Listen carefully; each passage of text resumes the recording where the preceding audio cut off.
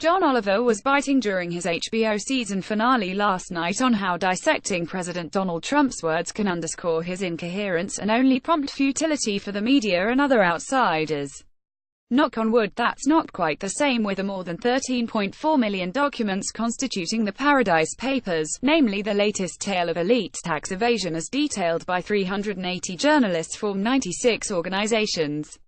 On a chilly Chicago soccer field Sunday morning, a young tech executive asked me about them and why disclosure of tax havens used by Apple, Queen Elizabeth, Commerce Secretary Wilbur Ross Bono and others made much of a difference. It's almost legal, right? For sure legal if unseemly in the premeditated complexity and confusion by those who benefit from them. And, for sure, connections between the tax avoidance and real-world concerns can be hard to understand. So it's fortunate that a fabulous story broken days after the initial, synchronized release of stories on November 5 eliminates any confusion or incoherence and makes such a connection better than some of the initially wonderfully reported tales overseen by the Washington-based consortium of investigative journalists. Indeed, development dreams stand still while mining money moves offshore is by the consortium's own Will Fitzgibbon, who runs its Africa desk and traveled to the tiny landlocked West African nation Burkina Faso that includes a zinc mine owned by Nantou Mining SA, a subsidiary of the Swiss commodity giant Glencore plc. This exhibits a tie between tax avoidance and locals getting shafted, namely a zinc mine taking advantage of offshore tax havens while both its workers and neighbors suffer awful poverty and environmental degradation. In some details from leaked Glencore records reveal a story of contrasts.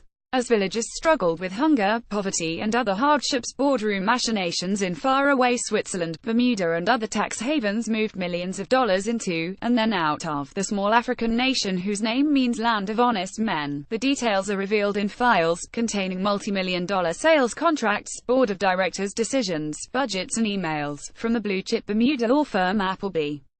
The files document its relationship with the mining company's parent, Glencore, one of the world's largest metals, oil and grain traders. The documents are among the more than 11,000 million analyzed by the consortium, Süddeutsche Zeitung and 94 media partners, including the New York Times, Guardian and Vice, which reveal how Glencore made secret payments, battled cash-strapped countries in court, and sought to reduce its tax bill in nations around the world. Along the way, the consortium separated discovered a confidential assessment by Burkina Faso's tax office that accuses the Glencore subsidiary of abusing tax loopholes and creating fictitious charges by shell companies to reduce taxable earnings and avoid paying tens of millions of dollars in taxes to one of the world's poorest countries. Glencore denies improprieties, but this is a damning window onto the nexus of avoidance and related injustice, in particular how it involves workers seen by some as de facto slaves, which the company denies at the country's biggest zinc mine, where housing built for workers lies largely empty and abandoned, while a foundation meant to distribute money for social development has fallen way short. As Mike Hudson, senior editor of the consortium, put it Sunday, we've struggled to do these kinds of on-the-ground impact stories throughout our offshore leaks investigations, because the harms caused by offshore secrecy and chicanery are, while real and potent, usually indirect. Fewer tax dollars for governments means less money for schools and hospitals, etc. The elaborate layering of offshore tax and secrecy structures often means there are many layers of insulation between questionable activities and their ultimate effects on real people. New editor at Vanity Fair. Word got out that Radicar Jones, now a New York Times book editor and a former editor at Time, will succeed Graydon Carter as editor of Vanity Fair, which includes The Hive. At first blush, it sounds like a smart choice. Michael Duffy, the longtime estimable reporter and editor at Time who recently left the magazine, worked with her daily and said, "SHE's gonna be great." Radicar is a curious, engaging and yet tough-minded editor with great range and skill as well as a keen sense of fun. VF and its readers are in for a treat. Dean Baquet, editor of The Times, says, she is one of the broadest editors around. She knows books, art and politics. And she is a wonderful colleague. It was a smart hire. Think, too, of what this says about the bench strength of The Times, and the lack of same at nearly all American newspapers. Vanity Fair plucks a talent from the book section, who's probably not especially well known among the lot of the rank and file. Oh, yeah, a real book section. Remember when even major regional papers had one? Great reporting. The New York Times opens with an amazing anecdote of a cybersecurity consultant, Jake Williams, who looked at a tweet during an Orlando training session and realized had been outed as a former ACE National Security Agency hacker, part of its tailored access operations. Scott Shane, Nicole Perlroth and David Sanger disclose how that revelation was part of a much broader earthquake that has shaken the NSA to its core. Current and former agency officials say the shadow broker's disclosures, which began in August 2016, have been catastrophic for the NSA, calling into question its ability to protect potent cyber weapons and its very value to national security. The agency, regarded as the world's leader in breaking into adversaries' computer networks, failed to protect its own.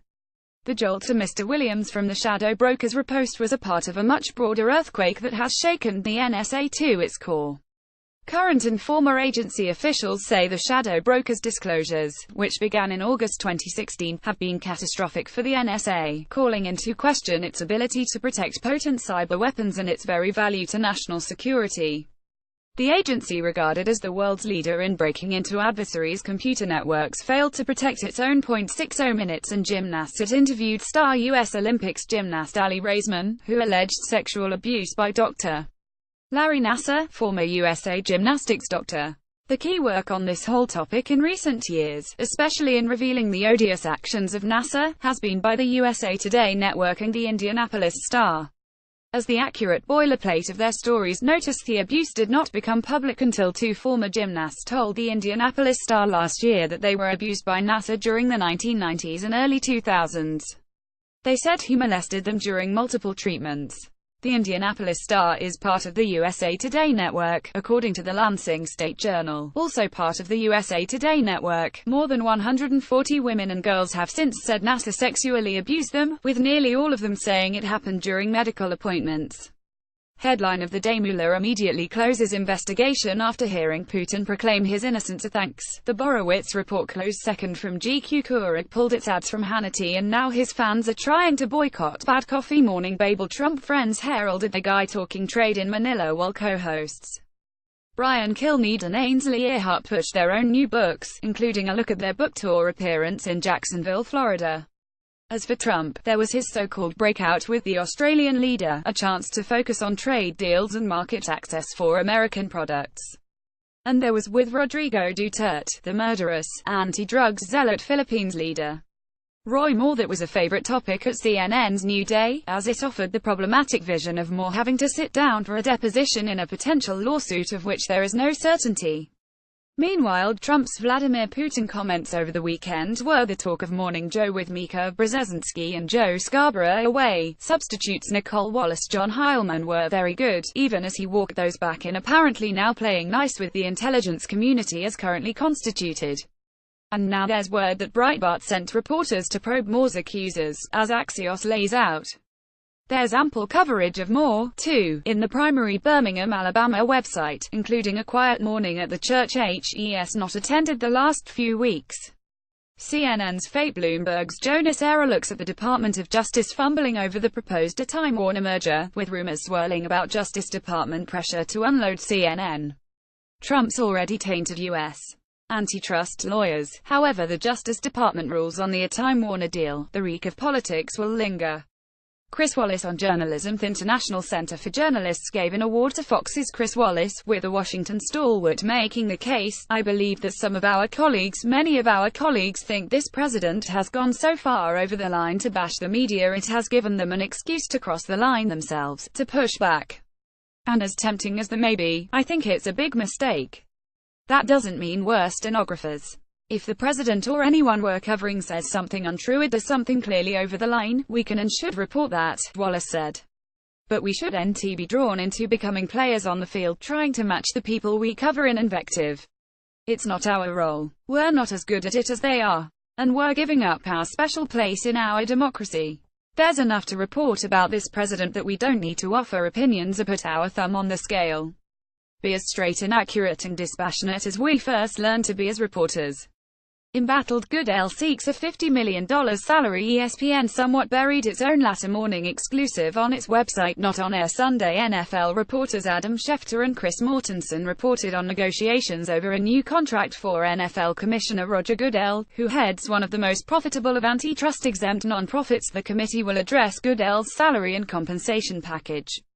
The last written counterproposal from Goodell, which was around the 1st of August, was seeking about $49.5 million per year, as well as the lifetime use of a private jet and lifetime health insurance for his family, according to a source familiar with the negotiations.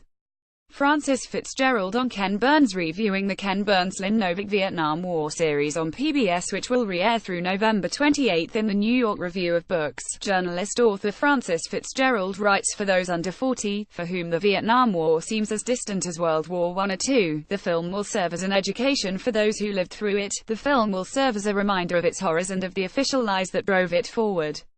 In many ways it is hard to watch, and its battle scenes will revive the worst nightmares of those who witnessed them firsthand. For those under 40, for whom the Vietnam War seems as distant as World War I or II, the film will serve as an education. For those who lived through it, the film will serve as a reminder of its horrors and of the official lies that drove it forward. In many ways it is hard to watch, and its battle scenes will revive the worst nightmares of those who witnessed them firsthand. Groupthink sports writers should be barred from listening to one another before making predictions, or to local sports radio. The boosterish conventional wisdom in Chicago all week was that the truly awful Bears, their offense is only slightly superior to that of the high school, any high school, nearest you, would upend for the first time in ages in Chicago the injury-riddled but inherently superior Green Bay Packers. All 7 Chicago Tribune sports writers who made predictions in Sunday's paper said the Bears would win. At the Sun-Times, 4 of 5 predicted the Bears. Only columnist Rick Morrissey went with the Packers, 17-14. The Packers won, 2,316. P. T. Barnum's political past. If your mother says she loves you, check it out. I reported on a Chicago appearance by Kevin Young, poetry editor of The New Yorker, who's written a book on bunk, hoaxes and fake news, in part tying the American tradition to pernicious notions of race. In comparing of P.T. Barnum and Trump, he said Barnum had run unsuccessfully for office. Thanks to reader Ellen Sandhaus for correcting us. Barnum was elected mayor of Bridgeport, Connecticut in 1875 and had previously served in the state legislature. The Limits of the Arab Spring. John Evans, a novelist, journalist, software engineer, writes in TechCrunch, remember the Arab Spring Revolution 2.0, remember how we imagined, full of triumphal optimism, that social media would become the web that knit the oppressed masses better, would empower them to join together and overthrow their oppressors and stride shoulder to shoulder together into a better world. Yeah, those were the days. But now, disillusioned hardly begins to describe it. I write to you from Tunisia, the Arab Springs poster child, now a secular democracy, but even here, in this lovely country full of hospitable people, whose downtown hipsters and students thronging the Carthage Film Festival could be teleported to Brooklyn or the Mission, and not look one whit out of place. Today's headlines inform me that the nationwide state of emergency has been extended yet again. A book for economics writer Sense and Sensibility, a book by Gary Saul-Mawson and Morton Shapiro of Northwestern University. The latter is the president there, and an economist got a nice Sunday review in the Washington Post that economics writers might check out. As the review notes, value investing is an approach, not a prescription, and lot of nuances is missed by economists. The 2 men, who outlined their thesis at a Chicago Humanities Festival event Sunday, do not exactly say that mathematics ruined economics, but they think it, wrote the Post.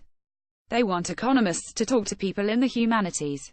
They think public policy could be improved by Tolstoy, infused with an ethical sensibility. As Mawson put it Sunday, you can't mathematicize culture, his point being that data will only get you so far in understanding different societies. You're better off reading great literature, especially to understand the complexities of human motivation that can impact economic policies. They both noted one recent study in which the majority of economists surveyed said they had nothing to learn from other fields to assist them in their work. Of those who said there were fields that provided insight, the one they pointed to the most was finance, which is pretty much the same thing as economics, a droll and disbelieving Shapiro noted. smaller than a footnote as for the president's trek to Manila with reference to his talking to reporters, or a gaggle, on Air Force One. The New York Times' Mark Landler informed colleague Espasing along an addendum from Saturday's Pooler Ashley Parker. In response to some questions, Air Force One took noticeably longer than scheduled to fly between Da Nang and Hanoi. Here's what happened. President Trump arrived at the airport in Da Nang ahead of schedule, meaning he was going to be early for the formal arrival ceremony in Hanoi, for which people had traveled 4 hours to participate in. The White House needed to delay their arrival, so the Air Force One took off, but then flew about an hour due south of Da Nang, before turning around and heading back up to Hanoi, to kill time. This led to a highly amusing, if confusing, in-flight map of our route. Also, during the president's gaggle on the flight, even as Trump was making news on Russia, Sarah Huckabee Sanders was outwardly calm and never tried to cut him off. The gaggle changed the topic. The stoicism and patience of Sanders is hereby commended with the deepest gratitude. Liz Smith. Robert McFadden, 80 and now a senior writer on the New York Times obituary desk, is the byline on its Liz Smith obituary. Liz Smith, the longtime queen of New York's tabloid gossip columns, who for more than 3 decades chronicled little triumphs and trespasses in the soap opera lives of the rich, the famous and the merely beautiful, died on Sunday at her home in Manhattan. She was 94, from hard-scrabble nights writing snippets for a Hearst newspaper in the 1950s to golden afternoons at Le Cirque with Sinatra, Hepburn and tete-a-tete dinners with Madonna to gather material for columns that ran 6 days a week. Ms. Smith captivated millions with her tattletale chit-chat and, over time, ascended to fame and wealth that rivaled those of the celebrities she covered. A self-effacing, good-natured, vivacious Texan who professed to be awed by celebrities, Ms. Smith was the antithesis of the brutal columnist J.J. Hunsaker in Clifford Odets and Ernest Lemon's screenplay For Sweet Smell of Success, which portrayed sinister power games in a seamy world of press agents and nightclubs. Corrections tips. Please email me joran@poynter.org. Would you like to get this roundup emailed to you every morning? Sign up here.